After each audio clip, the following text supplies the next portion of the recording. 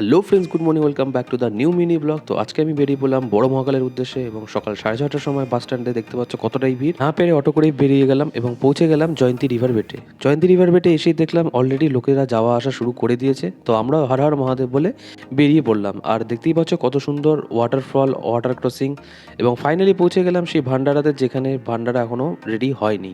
তো দেখতে পাচ্ছ এই সেই রাস্তা যেখান থেকে ছোট মহাকালের লোকজনেরা যাচ্ছে। তো আমরা যাব বড় মহাকালে।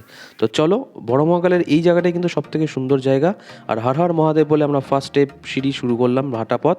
আর এই সেই রাস্তা অলরেডি লোকজনেরা যাওয়া আসা শুরু করে দিয়েছিল। আমরাও চলে গেলাম সেই বড় মহাকালের কেভেতে। দেখতে পাচ্ছ অলরেডি রাস্তায় লোকজনেরা দাঁড়িয়ে আছে, ভিড় করে লাইন দিয়েছে সবাই পুজো দেবে বলে। তো আমরাও দাঁড়িয়ে পড়লাম এবং আস্তে আস্তে গুটি পায়ে বেরিয়ে গেলাম। দীর্ঘ 5.5 ঘন্টা লাইনে দাঁড়ানোর পর ফাইনালি মহাকালের দর্শন হলো এবং তোমাদেরকেও দেখালাম। তো কেমন লাগলো তোমাদের ব্লগটি প্লিজ জানিও। ভালো থেকো, সুস্থ থাকো এবং দেখা হচ্ছে নতুন একটি মিনি ব্লগে। Till then, tata, by.